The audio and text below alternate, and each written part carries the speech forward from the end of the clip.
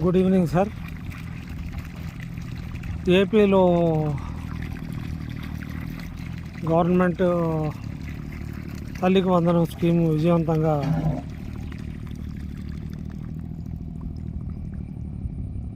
పథకం స్టార్ట్ చేసింది. అది దేశానికి ఆదర్శవంతంగా ఉంది. గుడ్ అండి. కానీ దేశవ్యాప్తంగా కానీ రాష్ట్ర వ్యాప్తంగా కానీ రైతులకి అట్లాగే రైతు బిడ్డలకి వందనం అని పెట్టి స్కీమ్ ఆడపిల్లలకి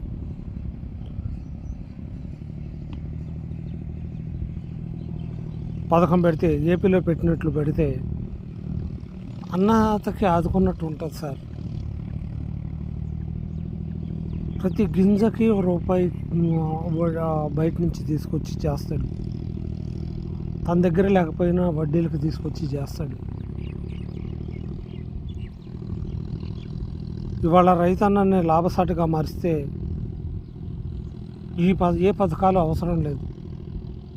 కానీ నేను ఒకటే, రైతు భూమిని నమ్ముకున్నాడు.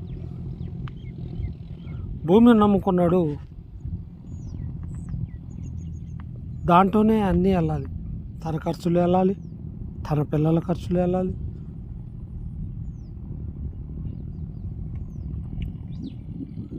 కొంచెం గౌరవంగా బతకాలనుకుంటాడు రైతు.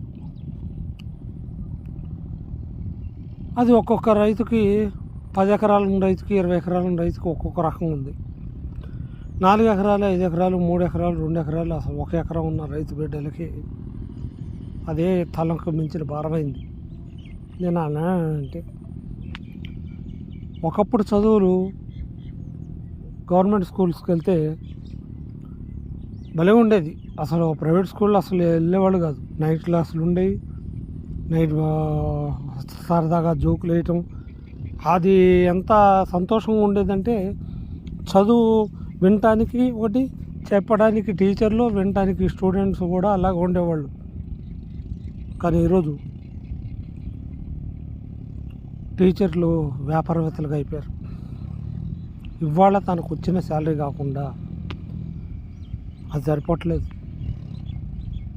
వేరే వ్యాపకాలు చేస్తున్నాడు. ఎందుకు? తన పిల్లల కోసం. తన పిల్లలకి 4 కోట్లు ఇవ్వాలి, 5 కోట్లు ఇవ్వాలి. ఏ తల్లిదండ్రుల కన్నా ఉంటుంది.